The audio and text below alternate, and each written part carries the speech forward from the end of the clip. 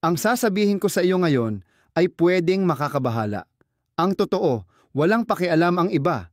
Walang ibang nagmamalasakit sa iyo tulad ng pagmamalasakit mo sa sarili mo. Isipin mo yun, walang ibang nagmamalasakit sa iyo kasing tindi ng pagbibigay halaga mo sa sarili mo.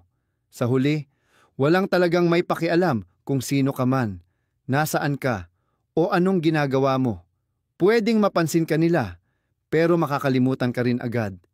Nabubuhay tayo sa mundong manhid na. Pero ito ang katotohanang palaging nangyayari sa kasaysayan ng tao. Laging nauuna ang mga taong nakapokus sa sarili nila. Hindi ka entitled sa palakpak. Wala kang utang na validation mula sa iba. Walang magliligtas sa iyo mula sa bigat ng sarili mong iniisip. Masakit mang tanggapin, pero kailangan. Nasa mundo tayo ngayon nang kung saan karamihan ay naghahanap ng atensyon. Lahat ay sumisigaw sa kawalan, umaasang may papansin at may magmamalasakit. Pero ito ang matinding aral ng mga Stoic.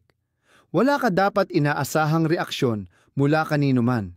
Wala silang obligasyong intindihin ang mga pangarap mo, sakit mo, o ambisyon mo. Ikaw lang ang may responsibilidad magdala ng bigat mo.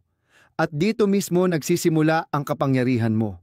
Ang ilusyon na may ibang darating para iligtas ka. Yan ang nagpapastak sa karamihan. Yan ang nagpapalago ng galit, entitlement, at pumipigil sa potensyal mo. Kapag tumigil kang umasa ng malasakit ng mundo, doon ka magsisimulang magmay-ari ng buhay mo. Kahit nakakailang, diyan talaga nagsisimula ang pagbabago. Tinuro ng mga Stoic na huwag mabuhay para sa mata ng iba, kundi para sa sariling rason. Hindi sapat na mukhang matalino o mabuti ka. Kailangang ikaw yon, tahimik man, kahit walang nakakaalam. Hindi mo makikita ang kapayapaan kung minamanipula mo ang panlabas na mundo. Gulo ang mundo. Hindi permanente ang mga opinyon ng tao. Hati-hati ang atensyon nila. Ang kapayapaan, makukuha mo lang kapag nasakop mo ang mundo mong tunay mong pag-aari, ang isip mo. Yan ang landas ng Stoic. Yan ang paraan para huminto kang maghintay na mabago ang buhay mo at simulan mong baguhin ang sarili mo, kahit ano pa ang harap mo. Kapag naintindihan mong wala naman talagang nakakatingin o nagmamasid ng kasing higpit ng iniisip mo, nagtatapos ang pagpe-perform. At kapag tapos na ang performance, tsaka pa lang magsisimula ang totoong trabaho mo.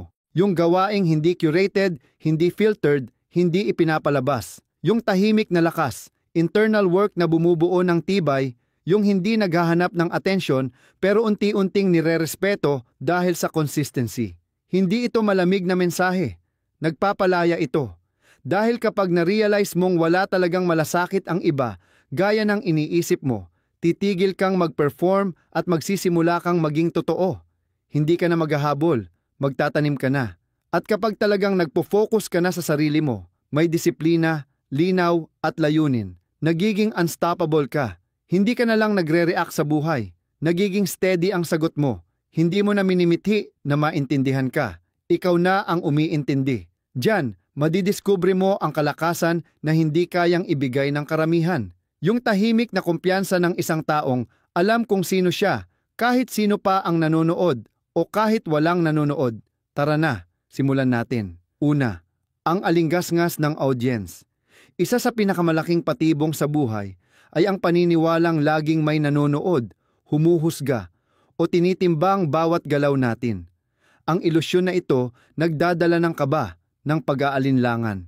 Sinasakal ka nito, ninanakaw ang pagiging totoo mo, at iniuugat ka sa takot.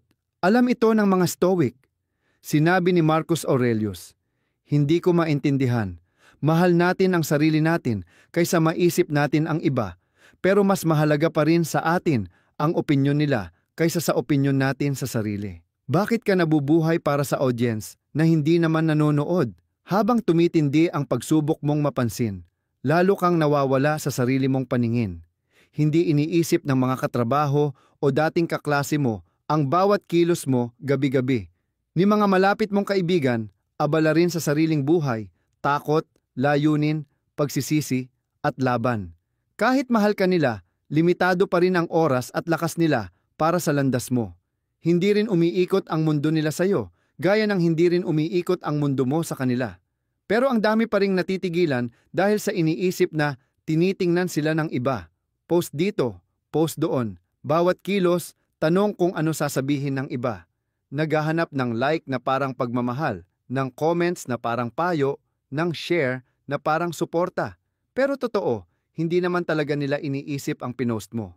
Kung tutuusin, saglit lang silang nagre-react, tapos move on na. Sandali lang ang atensyon, mabilis ang opinyon. Bakit isusuko mo buong pagkatao mo sa ganong pansamantalang bagay?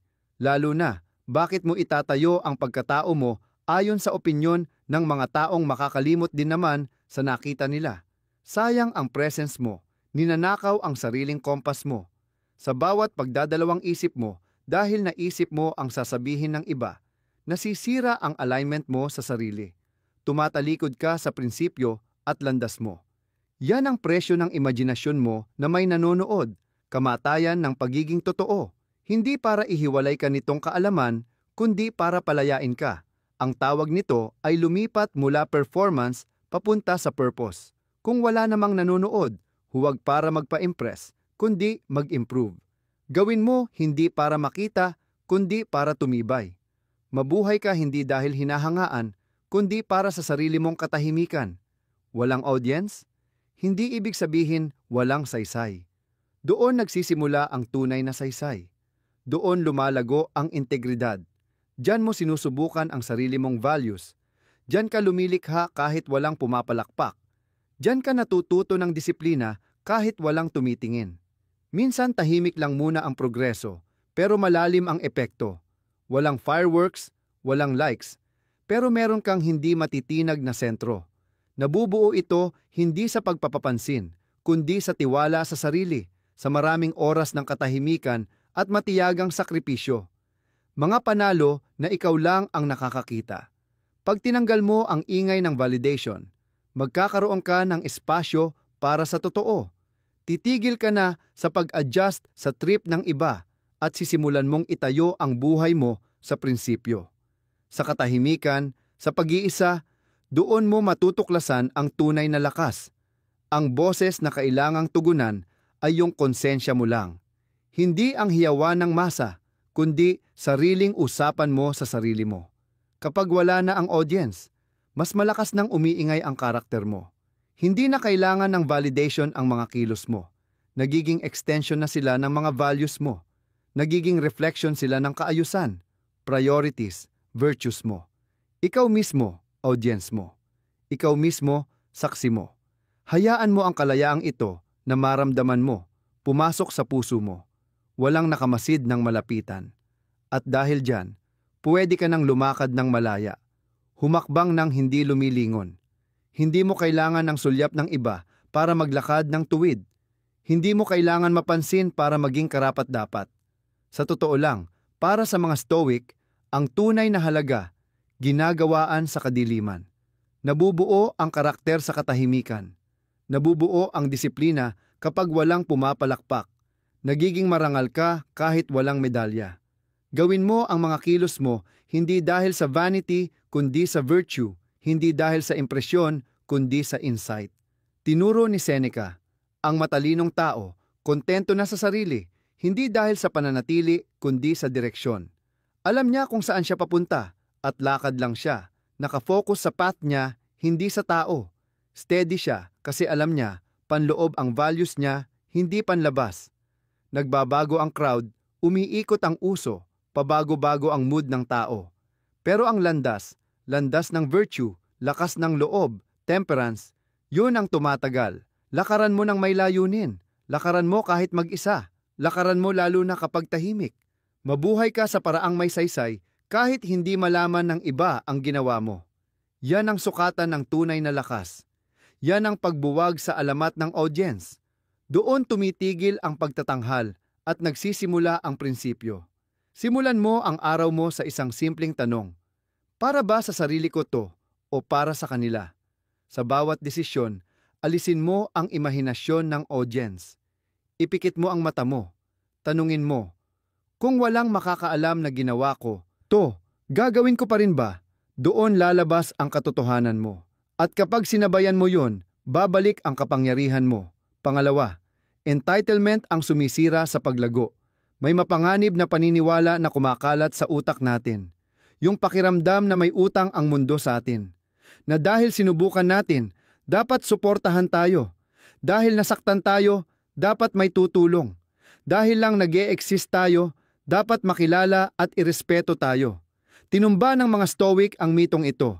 Wala kang utang na anuman sa buhay. Hindi kaligayahan, hindi pagmamahal, hindi katarungan. At dito nagiging maganda ang buhay. Dahil sa kawalan ng garantiya, may tunay na bigat ang bawat nabubuo mo. May ibig sabihin ang bawat tagumpay. Ang paghintay ng kapalit sa bawat galaw ay patibong. Tinuruan kang maghintay kaysa magtrabaho, mag-demand kaysa mag-develop. Kapag inisip mong may utang ang mundo sa iyo na kaginhawahan o papuri, bawat kabiguan parang pagtataksil. Bawat katahimikan parang rejection. Pero sabi ni Epictetus, huwag mong hangarin na lahat mangyari ayon sa gusto mo. Sa halip, hangarin mong matanggap ang mangyayari. Kahit ano pa yon, doon gagaan ang buhay mo. Ito ang Stoic na pagyakap sa realidad, hindi pagkatalo, kundi kalinawan. Ang ugat ng pagdurusa ay hindi ang sakit mismo. Ito ay ang pagtutol sa kung ano ang totoo. Hindi mo maaaring mapagtagumpayan ang isang bagay na tinatanggihan mo. Hindi ka pwedeng lumago mula sa mga bagay na itinatanggi mo. Kapag naniwala tayong dapat tayo ay may ibang buhay, ibang resulta, nagiging mapait tayo. At ang pagiging mapait ay parang lason na iniinom mo habang umaasang maaawa ang buhay sa iyo. Ang paglago ay ang pagtanggap na wala talagang tiyak o garantisado. Hindi pag-ibig, hindi suporta, hindi tagumpay, hindi ginhawa, hindi hustisya. Araw-araw ay kailangang pagsikapan, at bawat hininga ay regalo.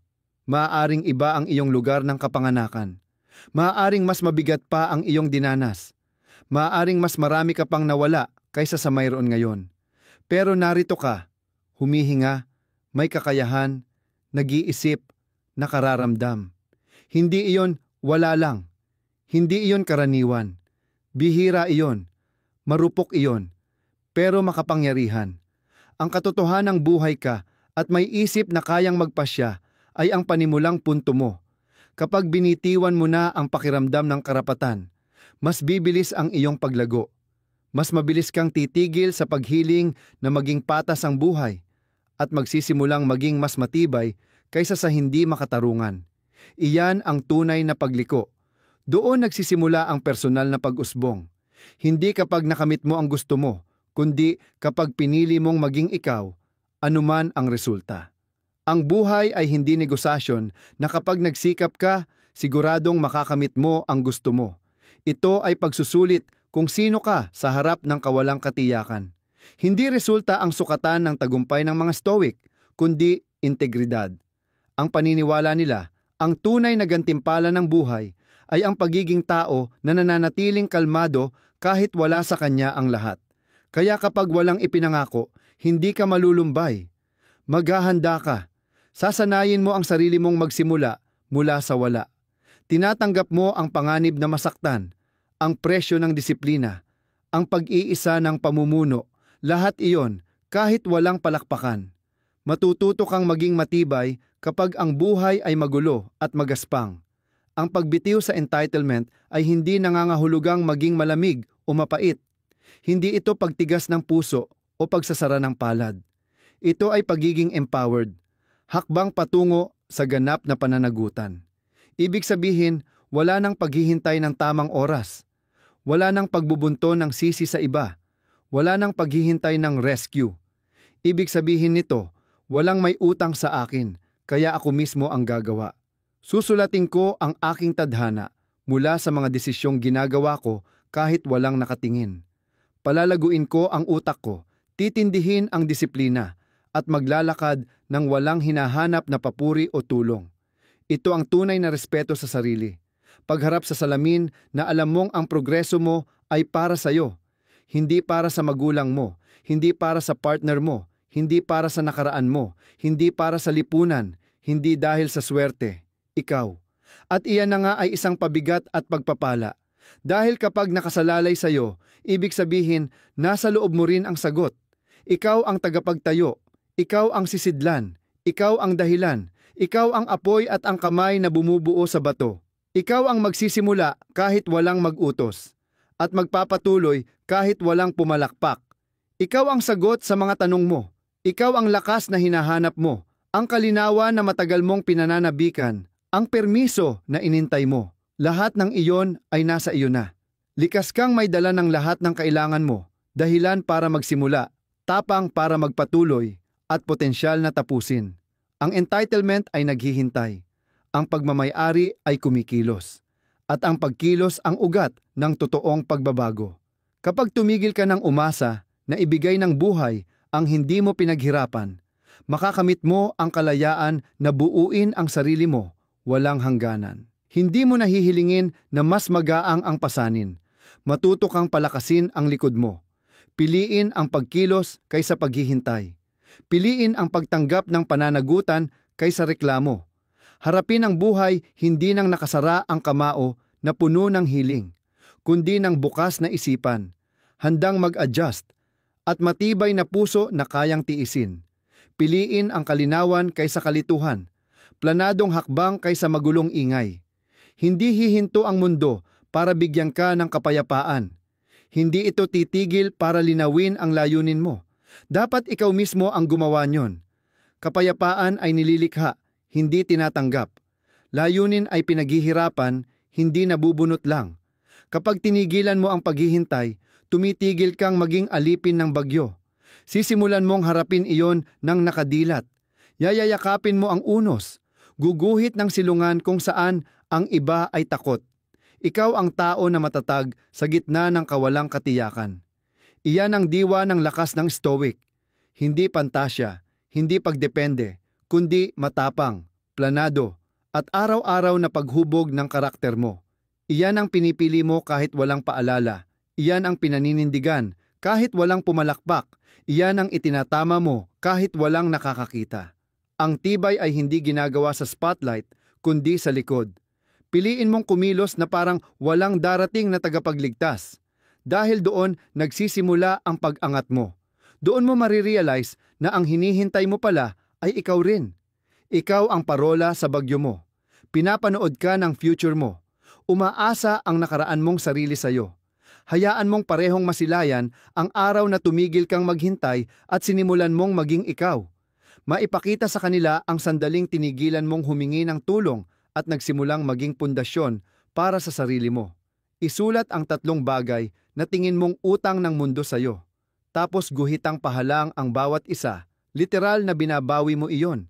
Palitan ng 3 bagay na ikaw mismo ang kikitain. I-post mo ito sa pader mo. Paalalahanan mo ang sarili na hindi ka naghihintay. Ikaw ay kumikilos. Pangatlo, radikal na pagmamay-ari ng iyong isip.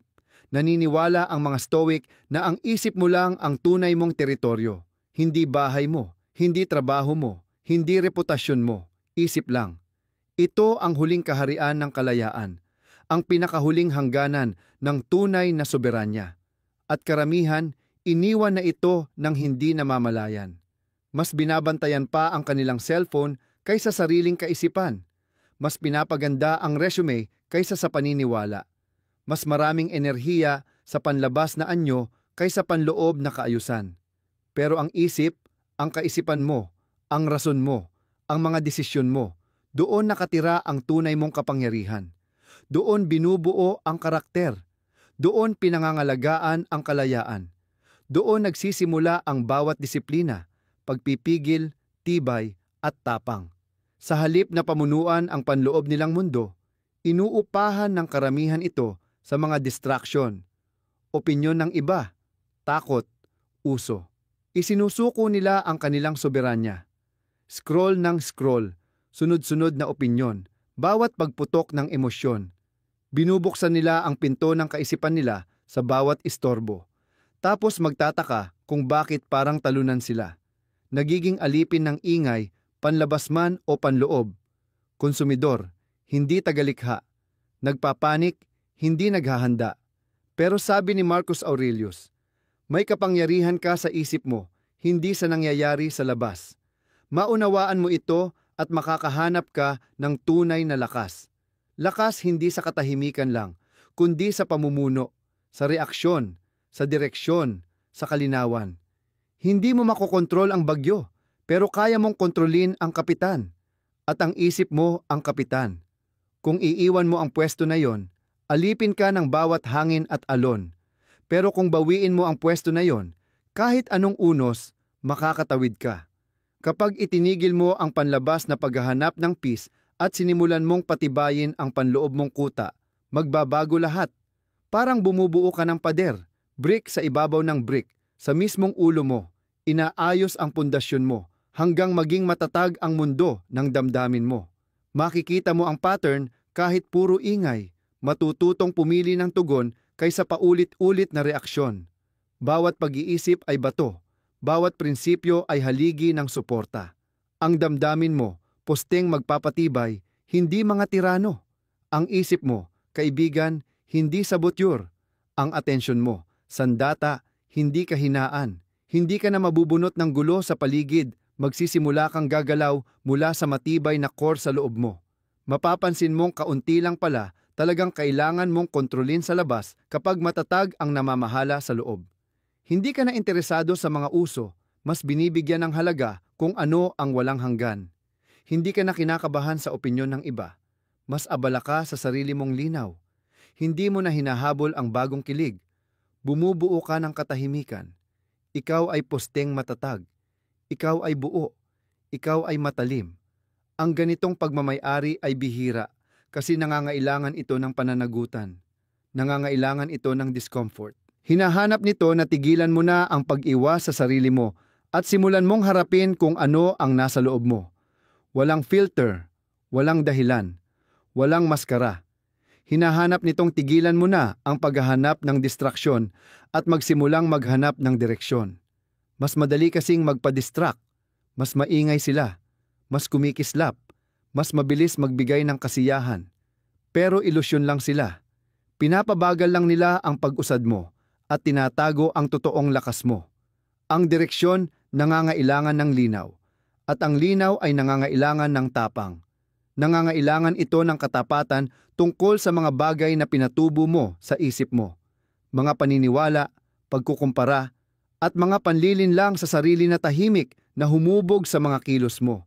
Maraming tao ang may dalang mga paniniwala na itanim ng iba, ng kultura, sugat ng pagkabata, ng media. At kung wala kang kamalayan dito, tahimik na sila ang nagdidikta ng mga desisyon mo. Ang radikal na pag-angkin ng sarili ay nangangailangan na suriin mo ang mga binhing iyon. Demanding magtrabaho ka ng matindi sa loob. Yung uri na hinaharap mo ang mga iniisip mo, hindi para husgahan, kundi para usisain at disiplinahin. Ikaw na mismo ang gumagawa ng istruktura sa isip mo. Winasak ang mga luma at bumubuo ng mas matibay na kapalit. Kailangan matuto kang umupo sa katahimikan hanggang madinig mo yung boses sa ilalim ng ingay. Kailangan mong itanong ang mahirap na tanong, hindi nagmamadaling sagutin ng madali. Kailangan mong mag-journal, magmuni-muni, magtanong, magtama, at paulit-ulit na bumalik sa sarili mo. Hindi ito ginagawa ng minsan lang, tapos-tapos na. Ginagawa mong ritmo, araw-araw na ritual ng pag-uwi sa sarili. Kahit gaano pa kagulo ang mundo sa labas, hindi laging dramatic. Kadalasan, tahimik lang, paulit-ulit, at hindi komportable. Pero doon, sa maliliit at madalas din nakikitang sandali, doon nabubuo ang kadakilaan. Hiniling nitong tigilan mo na ang sisihan. Tigilan mo ang pagrereklamo at simulan mo ng magtayo. Hindi lang minsan, araw-araw. Lalo na kapag boring, lalo na kapag mahirap, lalo na kapag walang nakakapansin. Dahil doon hinuhulma ang karakter mo. Kapag walang nakatingin, pero present ka pa rin. Kapag hindi masaya, pero pinipili mong maging disiplinado. Kapag mas madali sanang magtago, pero pinipili mong gabayan ang sarili mo paabante. Doon sa tahimik, hindi sikat na mga sandali pumupunta ang totoong lakas.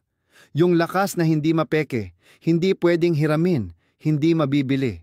Yung lakas na nagmumula lang sa pagtupad mo sa sarili mong binitawang salita. Kahit walang ibang nakakaalam na meron ka noon. Maaaring magulo ang mundo, pero ang tugon mo ay responsibilidad mo. Kung gusto mo ng buong pilosopiya sa isang pangungusap, ito na yon. Nandyan na ang apoy at ang kalmadong lakas. Kinukuha nito ang lahat ng dahilan at ibinabalik sa iyo ang kontrol. Hindi mo responsibilidad ang lahat ng mangyayari sa iyo, pero ikaw ang may buong sagot sa kung paano ka magre-react. Hindi mo pwedeng diktahan ang direksyon ng hangin, pero pwede mong ayusin ang layag mo. Hindi mo maiiwasan lahat ng sakit, pero pwede mong huwag sayangin ito. Ang pagpapanatili ng composure, resilience, at mga iniisip mo, araw-araw mong tungkulin, yan na hubugin at hasain. Hindi yan random, hindi rin yan wala sa hawak mo. Para lang yang luwad sa mga kamay mo, pwedeng hubugin paano mo gusto. Ikaw ang pipili kung alin ang mananatili, alin ang bubunutin. Walang ibang nag-iisip para sa'yo. Walang ibang nagsasala ng atensyon mo. Walang ibang nag-aasikaso ng focus mo. Trabaho mo yon, banal yon. Tahimik na trabaho ng kaluluwa. Pinakatunay na gawain na pwedeng gawin ng tao. Pamunuan ang sarili mong mundo na may tapang at linaw. Hindi ito sikat, hindi ito magugustuhan ng marami, pero ibabalik ka niya sa sarili mo. Piraso-piraso, araw-araw. Sabi nga ng mga Stoic, ang tunay na pagkatao mo ay kung paano mo pangalagaan ang isipan mo. Hindi sa pagsasalita mo sa harap ng publiko, kundi sa pag-iisip mo mag-isa. Hindi sa maskarang suot mo, kundi sa lakas na pinapalakas mo sa loob. Ang mga iniisip mo kapag mag-isa ka. Self-talk mo kapag pumalpak ka. Disiplina mo kahit walang nakakaalam. Yan ang ikaw. Bantayan mo yan parang fortress. Hubugin mo yan parang tunay na master craftsman. Bawiin mo yan tulad ng mandirigmang umuuwi. Palakasin ng disiplina, punuin ng katwiran, protektahan ng intensyon, at gawin mo ng may pasensya. Dahil ang mastery, hindi yan sumisigaw. Bulong lang yan ng paulit-ulit na paggawa. Dahil pag natutunan mong pagsunodin ang isip mo, nagiging sovereign ka sa mundong premyo, ang sumunod lang sa ingay. Nagiging sarili mong angkla. Di ka na lang sumasabay sa agos. Sundan mo sarili mong prinsipyo. Tumitibay ka, luminaw ka, lumalaya ka. At ang kalayaan ayon sa mga Stoic, hindi pagtakas. Hindi ito kontrol sa mundo, kundi kontrol sa sarili. Maglaan ka ng 10 minuto tuwing umaga para maupo sa katahimikan. Walang phone, walang music, walang istorbo. Ikaw at isip mo lang. Upuan mo sila na parang matagal mo ng kaibigan. Hindi para husgahan, hindi para ayusin, kundi para makinig. Obserbahan mo lang, huwag labanan. Pansinin mo ang mga pattern, ang mga pauli-ulit, kunting bulong ng takot o pag-asa na karaniwan mong di pinapansin. Sa katahimikang ito, doon magsimulang magsalita ang totoong mundo mo sa loob. Isulat mo ang 3 iniisip na nakakatulong sa iyo, yung constructive, nakakapaglinaw at aligned sa prinsipyo mo. Tapos isulat mo rin ang 3 iniisip na sumisira sa iyo, yung naghahatid ng takot, self-doubt o walang saysay na kaba. Huwag lang kilalanin, usisain mo sila. Tanungin mo saan sila galing. Galing ba sila sa fact o takot lang? Panatilihin ang nakakatulong. Palakasin sila. Balikan sila sa buong araw. Tanungin ang mga nakakasira. I-challenge ang kapangyarihan nila. Palitan ng mas maganda, ng higit na nakaugat sa ugali at katwiran. Habang tumatagal, nababago nito kung paano ka tumingin. Nagiging mas less reactive ang isip mo, mas reflective. Nagsisimula kang makita sa likod ng ingay. Natututuhan mong gawing sining ang pagtutok ng atensyon. Gawin mo ito araw-araw, walang mintis. Tingnan mo kung paano magbabago ng dahan-dahan ang mental environment mo. Hindi sa bonggang pagbabago, kundi sa tahimik, steady na pag-usad. Ito ang paraan ng Stoic sa pagsisimula ng araw. May pagkamulat, linaw, at kontrol. Pangapat, disiplina ng pagtutok sa sarili. Ang tumutok sa sarili, hindi selfish yan. Strategic yan. Pang-survival yan. Sa mundong atensyon ang currency, ang sayangin ito sa drama ng iba ay parang spiritual bankruptcy. Ang Stoics, mahalaga sa kanila ang disiplina hindi para sa perpekto, kundi para sa linaw. Alam nila, kapag distracted ang tao, sure talo ka na. Hindi ka pwedeng lumakas ang katawan habang pinapanood mong magbuhat ang iba. Hindi mo masusulat ang kwento mo habang binabasa mo ang kanila. Hindi lalamim ang kaluluwa mo sa kakascroll ng kinuradong ilusyon. Bawat energy na ginamit mo para magkumpara, kinuha mo na sa sarili mong pagbabago. Bawat sandaling nagpakain ka sa kwento ng iba, ninakawan mo na sarili mo ng oras. Isa bawat sulyap sa tagumpay ng iba, nagiging piring yan sa sarili mong potensyal. Alam ito ng Stoic. Di sila humahabol sa iba, habol nila, alignment. Panunood sa panalo ng iba, di lumalakas ang panata mo. Kahit humanga ka sa lakas ng iba, hindi mo pwedeng hiramin yon. Kailangan ikaw ang sariling sukatan mo, sariling inspirasyon, sariling audience. Ang self-focus, ibinalik mo ang tingin mo sa loob. Sukatin mo sarili mo, hindi batay sa iba, kundi sa sarili mong potensyal. Mas magaling ka ba ngayon kaysa kahapon? Mas malinaw na ba ang isip mo? Mas intentional na ba ang kilos mo? Yan ang sukatan ng Stoic. Simpleng tanong pero malalim ang bigat. Binabalik ka nito sa katotohanan. Lagi kang hinihikayat ng mundo na ikumpara ang sarili mo sa iba. Sukatin ka sa likes, followers, highlights ng mga hindi mo naman kilala. Pero Stoic ang approach. Klaruhin, siya, at kung ano ang dapat mong maging, hindi kung anon ang tingin ng iba. Ang tunay na paglago, tahimik yan. Hindi humihingi ng pansin. Hindi nagpapakilala sa sigawan. Nabubuo sa tahimik na bahagi ng disiplina mo. Personal, internal, banal. At di nakikita ng mga puro performance lang ang alam. Ang tanging importanteng comparison ay sa pagitan ng iyong mas dating sarili at ng integrity mo ngayon.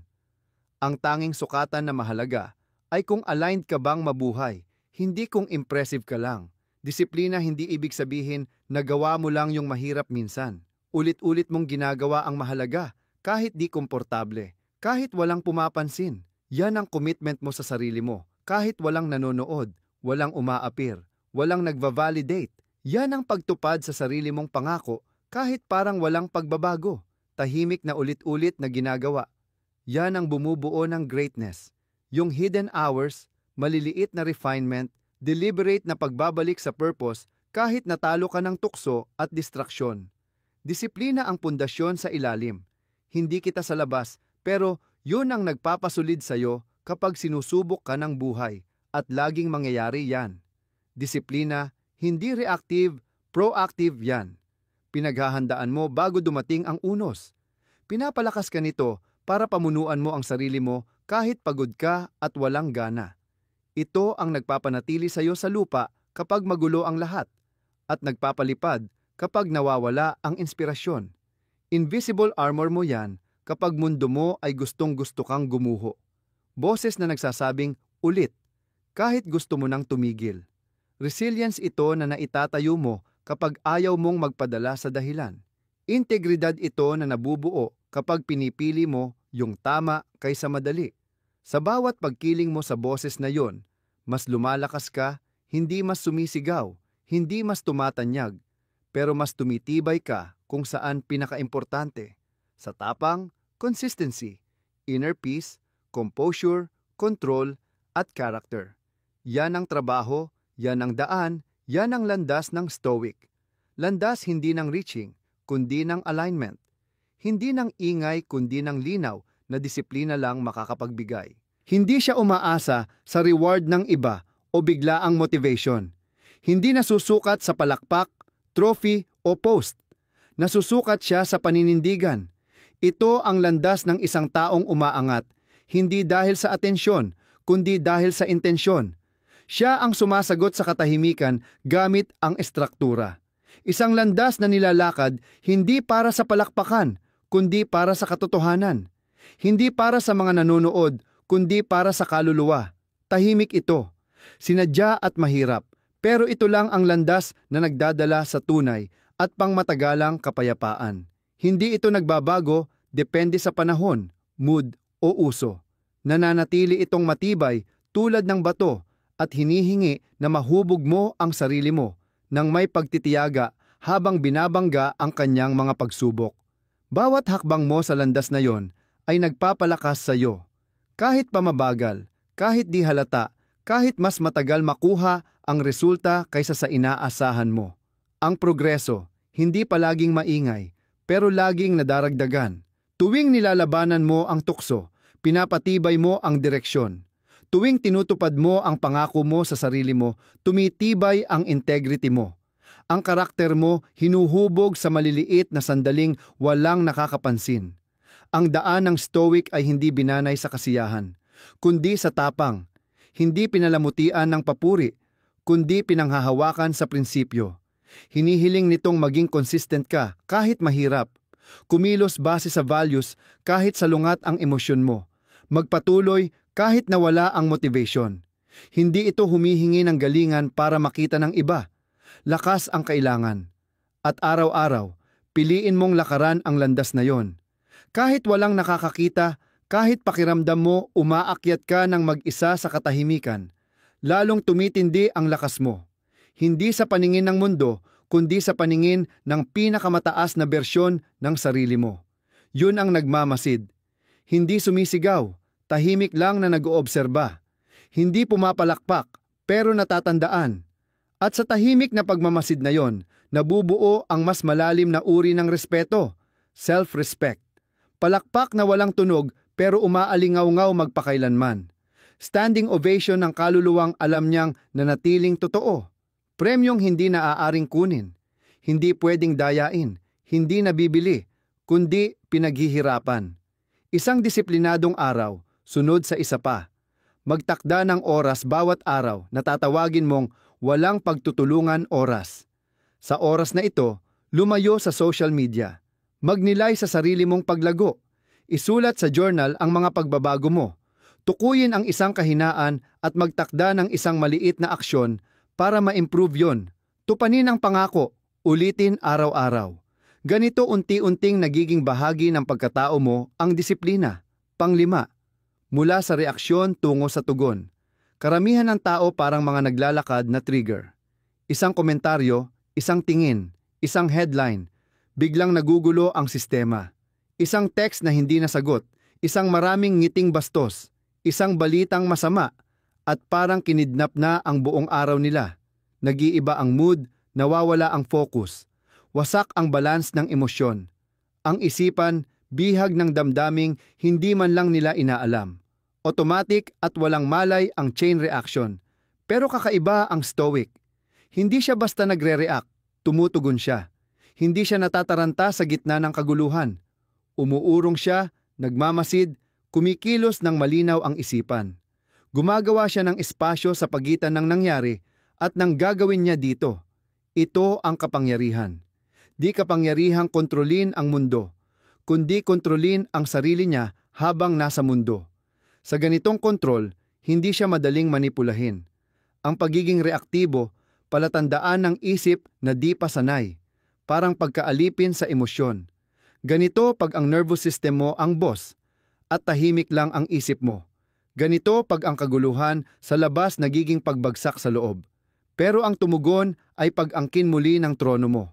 Pagpapatunay na hindi ako magpapadala sa ingay ng paligid.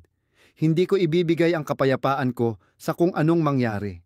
Hindi ko hahayaang ang unpredictable na mundo ang magdikta ng ugali o pagkatao ko. Ako ang pipili ng sagot ko. Kikilos akong may layunin. Hindi ako magpapahila. Ako ang huhubog ng buhay ko. Ang pagtugon ay hindi pagbagal lang. Isa itong pahayag, pasya na huminto, mag-isip, at ilagay ang willpower mo kung saan instinct lang dati. Umaaksyon ka bago ang emosyon ang makasira at ang isip mo ang mag-ayos. Sabi ni Seneca, ang matalinong tao, kontento sa sarili, hindi dahil hindi siya naghahangad ng higit pa, kundi dahil sinanay niya ang sarili na hindi matinag ng pagkukulang. Hindi ito kawalang pakialam. Pagkamalay ito, hindi kawalang interes. Ito ay impluwensya. Hindi nakakaramdam ang Stoic. Hindi lang niya hinahayaang emosyon ang magdikta sa desisyon niya. Alam niyang mayroon siyang kalayaan sa pagitan ng stimulus at response. Diyan nakatago ang kapangyarihan niyang pumili. Doon nakatira ang dignidad mo. Doon nagsisimula ang pagiging tunay mong boss ng sarili mo. Pipiliin mo bang maging puppet na hinihila ng emosyon o tao na ginagabayan ng katwiran? Palalagyan mo ba ng ugat lahat ng insulto O sisimulan mong salain ang buhay batay sa values mo, hindi sa sugat mo? Kapag umalis ka mula reaksyon tungo sa tugon, lumalayo ka sa kahinaan at yumayakap sa lakas. Hindi ka na produkto ng paligid, kundi producer ng sariling asal. Sa halip na ulitin ang gulo ng mundo, magsisimula kang magpakalat ng linaw. Hindi ka na basta inaalon ng buhay, kundi lumalakad kang may autoridad. Ang mga desisyon mo, laging may basehan, hindi reflex. Hindi ka na humihingi ng paumanhin dahil mataas ang standards mo. Isinasabuhay mo sila, walang paliwanag, walang pag-aalinlangan. Ang values mo, hindi na suggestion, utos na sa sarili mong isinusulat bawat araw. Nagiging matibay ka, hindi dahil tahimik na biglang naging panatag ang mundo, kundi dahil ikaw na ang ayaw magpadala. Hindi dahil nawala ang problema, kundi nag-iba ang postura mo harap sa mga ito. Hindi ka na madaling mapikon. Hindi ka nadadala ng pansamantalang hirap o unpredictable na asal ng iba. Ikaw ang nagiging still point sa umiikot na mundo dahil ang sentro mo hindi na pabago-bago. Hindi na nadadala ng opinyon o nababali ng rejection. Gumawa ka ng firewall sa paligid ng iyong linaw. Ang firewall na yan ang nagbabantay sa focus mo, peace mo at takbo mo. Mula sa sentro na yan, bawat ginagawa mo, sinasadya, hindi dala ng emosyon, hindi pabigla-bigla, hindi desperado, kundi kalmado, tinitiyak, at nakaugat sa sariling kontrol. Sinisimulan mong pamunuan ang buhay mo imbes na mag-react lang dito. Hindi ka na parang naliligaw-ligaw mula isang emosyonal na taas papunta sa susunod. Lumalakad ka ng malinaw at composed. Bawat salita, bawat gawa, bawat katahimikan, salamin ng self-possession. Bawat pagpili nagpapakita na ikaw ang namumuno, hindi dahil madali, kundi dahil kailangan. Pagpapamuno sa sarili mo, araw-araw na disiplina. At ang kontrol na yan ang nagiging kapayapaan mo. Kapayapaang hindi umaasa sa panlabas na katahimikan, dahil galing ito sa kakayahan mong maging payapa kahit anong bagyo.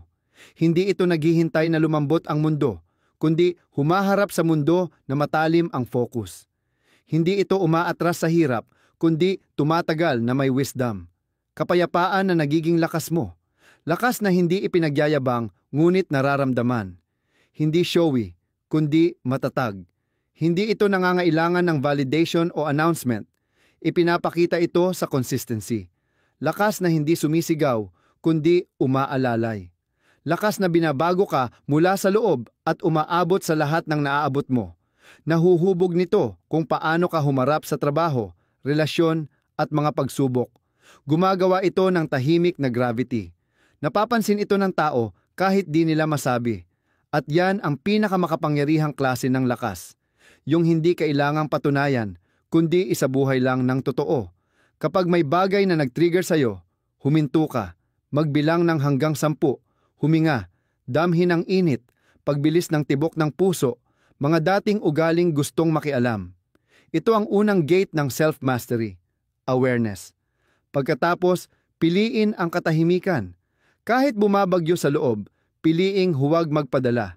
Maging tagamasid, hindi taga-react. Gumawa ng pagitan sa nararamdaman at sa gagawin. Diyan nakatago ang kapangyarihan mo. Diyan naninirahan ang karunungan. Tanungin mo ang sarili mo nang buo ang atensyon. Ano ang pinakamarangal na paraan para tumugon? Hindi pinakamaingay o pinakamabilis. At hindi yung pabor sa ego, kundi yung pinakamarangal, pinaka-composed, nakaangkla sa katuwiran at pangarap mong maging ikaw. Hayaang ang susunod mong hakbang ay maging salamin ng pinakamataas mong bersyon, hindi ng pinakababang impulse mo. Kumilos, hindi dahil bugso, kundi dahil sa prinsipyo, sa visyon, mula sa inner standard mo, hindi mula sa pressure ng iba. Gawin mo ito sa paraang nagpapalakas sa yo, hindi nagpapahina, para sa respeto mo sa sarili mo, matagal pa matapos ang sandali. Gawin ito ng paulit-ulit, lalo na kapag walang nakakakita at kusa nang huhubog ang karakter mo. Parang pait na pumapanday ng marmol, ang bawat tugon mo ay humuhubog ng mas malinaw mong sarili. Dahan-dahan, tumpak, permanente. Hindi para magpasikat, pero nagsasabuhay. Hindi pang display, kundi panglaman. Ganito nililinis ng Stoic ang talim niya. Hindi sa matitinding deklarasyon, kundi sa disiplina ng pagpili ng kontrol kaysa chaos, wisdom sa halip na galit, direksyon kaysa tukso. At sa bawat sandaling na pagtagumpayan mo, ikaw ang nagiging iskultor ng sariling kaluluwa. Panganim. Bitawan ang pangangailangang maunawaan.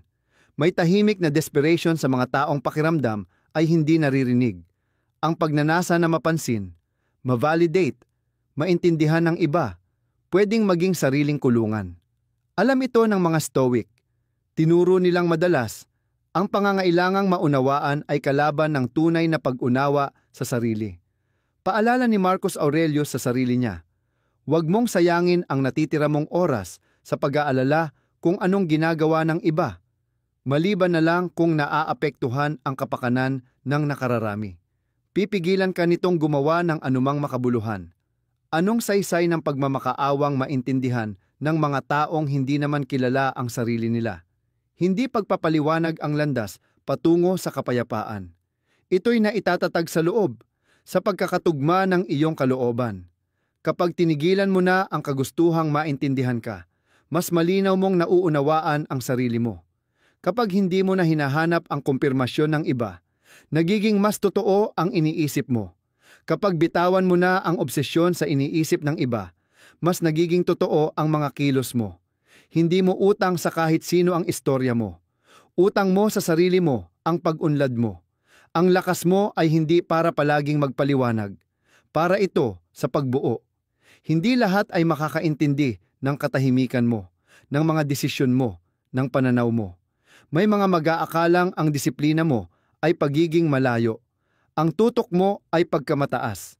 Ang paglago mo ay pagtataksil. Hindi mo obligasyong pasanin iyan. Hindi ka nandito para ipagsiksikan ang sarili mo sa paningin nila. Nandito ka para magtayo ng sarili mong pamantayan. Hindi ka nandito para ipaliwanag. Nandito ka para maging isang taong hindi kailangang ipagtanggol ang sarili, humingi ng kumpirmasyon o pag-apruba. Para maging uri ng tao na ang mismong presensya ay mas malakas pa sa kahit anong paliwanag. Tukuyin mo ang 3 bagay sa buhay mo na palagi mong ipinaliliwanag. Bitawan ang pangangailangang i-justify ang mga ito. Sumulat ng isang malinaw na pangungusap para sa bawat isa, para lang sa sarili mo. Ilagay ito sa lugar na pribado para sa iyo. Gawin mo yung bagong pamantayan mo. Linaw para sa sarili mo, hindi pag-apruba ng iba. Pang-7. Yakapin ang pag-iisa ng kahusayan. Madalas na malungkot ang daan ng excellence. Sa tuktok, hindi masikip. Ang paglalakbay patungo sa mastery ng sarili ay nangangailangan ng uri ng pag-iisa na tinatakbuhan ng karamihan. Nangangailangan ito ng panloob na katahimikan na kakaunti lang ang nakakasanayan. Pero hindi kinatakutan ng mga Stoic ang pag-iisa. Niyakap nila ito. Ginamit nila ito para patalasin ang pag-iisip, palalimin ang pagninilay, at linawin ang layunin. Ang pag-iisa ay hindi kawalan ng koneksyon. Isa itong presensya ng tutok. Ito ang mental at espiritual na espasyo kung saan maaaring mahubog ang kadakilaan. Nabuhay si Epictetus bilang alipin, guro, at palaging pilosopo. Hindi niya nakuha ang karunungan sa pagsang-ayon ng iba, kundi sa katahimikan at pagtitiis. Ang lakas niya ay hindi pinagtibay ng marami, kundi ng tiyaga. Sabi niya, kung gusto mong umasenso, maging kontento kang isipin kang hangal at tanga. Ang paglago ay hindi dumarating kasama ng palakpakan. Kasama nito ang pagdududa, kalituhan at pagkaantala. Kasama nito ang mga panahong hindi ka nakikita. Pero sa mga panahong yon, may makapangyarihang nangyayari. Lumalalim ang disiplina, tumatalas ang pananaw, humihinog ang kaluluwa. Yung mga naghahabol ng pagkilala, bihira makahanap ng layunin. Pero yung habol ay layunin, madalas naglalakad ng mag-isa, pero hindi ligaw. Naglalakad sila na may tahimik na paninindigan. May malalim na lakas sa pag-iisa. Kapag pinili mo ito at hindi kinatakutan, nagiging pugon ito para sa iyo. Ang isip mo nagiging templo. Ang espiritu mo nagiging matatag. Sa pag-iisa, naririnig mo ang tunay mong iniisip ng walang sagabal. Sa pag-iisa, muling naaayon ang mga halaga mo ng hindi mahahaluan. Hindi ito kawalan. Ito'y pag-angat. Para mapagtuunan ang sarili at mahigitan ang karaniwan, dapat matuto kang maging komportable sa hindi pagkakaintindihan, maling paghusga o hindi pansinin. Dapat matutunang pahalagahan ang progreso kaysa papuri, integridad kaysa atensyon. Ang greatness ay tahimik na lumalago, hindi sa ingay. Ang pinakamalalakas na ugat nasa ilalim ng lupa. Hayaan mong sa katahimikan mo sila lumalim. Hayaang iyon ang magsilbing sandigan mo kapag maingay ang mundo. Ito ang bayad sa kahusayan at pribilehiyo ng self-mastery. Maglaan ng isang araw sa bawat linggo na makikipagtagpo ka sa tahimik na sarili. Patayin lahat ng notification. Magsalita lang kung kinakailangan. Sa oras na ito, pagnilayan ang landas mo, layunin mo, at ugali mo. Gumawa ng pagbabago. Gamitin ang katahimikan para muling mai-align ang sarili. Ang pag-iisa ay hindi parusa. Ito ay paghahanda. Pangwalo, ang baluti ng consistency. Habang ang iba naghahanap ng mabilisang solusyon at shortcut, ang Stoic ay gumagawa ng baluti gamit ang araw-araw na disiplina. Hindi niya sinisikap dayain ang proseso. Siya mismo ang nagiging proseso. Walang mas makapangyarihan kaysa sa consistency. Hindi talento, hindi passion, hindi papuri. Consistency ang nagpapalakas sa kahit ano. Ang tao na paulit-ulit na sumisipot na may determinasyon, mas magtatagal kaysa sa naghihintay lang ng gana. Ang gumagawa kahit nakakabagot, malalagpasan ang naghihintay lang ng inspirasyon. Ang consistency, hindi sikat na salita. Walang kislap. Hindi ito tumatawag ng pansin. Pero sa pilosopiyang Stoic, ito ang lahat. Araw-araw nag-journal si Marcus Aurelius. Hindi para sa palakpak, kundi para sa alignment. Nagsulat ng mga liham si Seneca, hindi para sumikat, kundi para humusay. Tinuro ni Epictetus ang paulit-ulit na pag-iisip at prinsipyong hindi para sa bago, kundi para sa mastery. Alam nilang ang isip, gaya ng katawan, hinuhugis ng tuloy-tuloy na pagsisikap. Hindi ka nagiging disiplinado sa kakaisip lang ng disiplina. Nagiging disiplinado ka kapag paulit-ulit mong ginagawa ang makabuluhang bagay hanggang sa maging ikaw na ito. Isa sa pinakamalaking kasinungalingan ngayon ay kailangang laging nagbabago o bumibilis ang buhay. Pero para sa Stoic, may halaga ang katatagan. Ang taong pareho sa ulan at araw, sa katahimikan man o bagyo. Bihira siya at iyon ang lakas niya. Hindi siya nadadala ng mood o uso. Hindi siya kontrolado ng pagkaapurahan o adik sa excitement. Sumisipot siya hindi dahil feel niya, kundi dahil ipinangako niya sa sarili. Alam niyang ang pagkakasanay ay humuhubog ng pagkatao at ito ang nagtutulak ng kapalaran. Hindi mo kailangan ng bagong routine. Kailangan mo lang ng mas matibay na consistency. Hindi mo kailangan ng perpektong araw. Kailangan mo lang ng tuloy-tuloy na pagsisikap. Consistency ang nagpapalago ng tahimik na lakas na tumagal, ng mental na lakas na magpatuloy, at espiritual na tibay na manatiling nakasentro. Bumuo ng ritmo. Itakda ang standard, huwag sirain. Hindi dahil nabigo ka, nabagot, o para lang sa papuri. Gawin mo ito dahil dito nahuhubog ang pagkatao mo. Gawin mo dahil dito ka nakakapit kahit nilalason ng mundo ang isip. Gawin mo dahil ang tanging tunay na shortcut ay ang walang palyang pagsisipot araw-araw. Pumili ng isang gawain na sumusuporta sa lakas ng isip, katawan o espiritu mo. Gawin mo araw-araw. Walang tawaran. I-track mo. Huwag hayaang emosyon ang magdesisyon para sa'yo. Daanin mo sa karakter. Sa paglipas ng panahon, mapapansin mong hindi ang gawa ang nagbago sa'yo, kundi ang disiplina sa likod nito. Pangsyam, katahimikan bilang lakas. Sa panahon ng walang katapusang ingay, ang katahimikan ay rebelyon. Sa mundong adik sa pagpapahayag, ang katahimikan ay kapangyarihan. Ang manahimik ay hindi pagiging invisible, ito ay pagiging soberano. Pinapractice ng Stoics ang katahimikan hindi bilang pag-atras, kundi bilang lakas. Ang tahimik na tao, madalas yan ang pinakadelikado. Nakikinig siya, nag-iisip at kumikilos ng malinaw. Inuuna niyang sumagap bago sumagot. Tinitimbang ang salita, pinipigilan ang reaksyon. Ang katahimikan niya ay hindi kawalan. Ito'y paghahanda. Ang pagiging kalmado niya ay hindi pagtakas. Ito'y estratehiya. Sabi ni Seneca, ang salita ang salamin ng kaluluwa. Kung paano magsalita ang tao, ganoon siya. Pero alam ng matalino kung kailan hindi dapat magsalita. Alam niyang ang katotohanan ay hindi sumisigaw. Ang kabutihan hindi sumisigaw. Ang karunungan marunong maghintay. Hindi ito nakikipag-unahan sa ingay. Naghuhudyat ito ng mas malalim na pag-unawa. Sa kultura na lahat nagsisigawan para mapansin, ang pinipiling manahimik ang nagdadala ng pinakamatinding katotohanan. Dahil sa katahimikan, lumilitaw ang kaluluwa. Sa katahimikan mo naririnig ang tunay mong iniisip, natutuklasan ang tunay mong motibo, at natutulis ang iyong direksyon.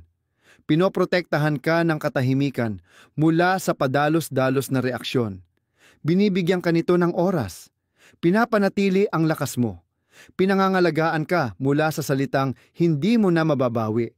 Binigyan ka ng pagkakataong umangat sa bugsong damdamin at mag-ground sa prinsipyo. Inilalantad nito kung sino ka kapag inalis na ang ingay ng mundo. Sa katahimikan, kumakalma ang isip. Tinitingkad ang layunin. Nabubuo ulit ang kalinawan. Kapag nawala na ang impluwensya ng iba, ang inner compass mo na lang ang maririnig mo. At kapag napalago mo ito, malakas ang tunog nito. Hindi mo utang sa mundo na laging magpaliwanag. Hindi mo kailangang i-anunsyo bawat galaw. Pwede kang magtrabaho sa katahimikan at hayaang paglago mo ang magsalita sa tamang oras. Hayaan mong mga gawa mo ang bumulong ng disiplina mo. Hayaan mong katahimikan mo ang umaling-awngaw ng lakas mo. Hayaan mong pagpipigil mo ang magpakita ng self-mastery. Alam ng Stoic na ang mga pinipili mong hindi sabihin ang tunay na naglalarawan sa iyo. Ang hindi mo binibitawan ang nagsasabi ng level ng iyong mastery. Ang manahimik sa maingay na mundo ay hindi kahinaan. Ito ay bigat. At ang bigat na iyon ay bumubuo ng presensya. Ang presensyang yan ay nagbibigay ng kapangyarihan. Magpraktis ng 1 oras ng tahimik na katahimikan araw-araw. Walang salita, walang sagot, walang post. Tumahimik lang, makinig, mag-isip, magnilay. Hayaan mong patalasin ng oras na yon ang iyong mga iniisip bago mo ito sabihin.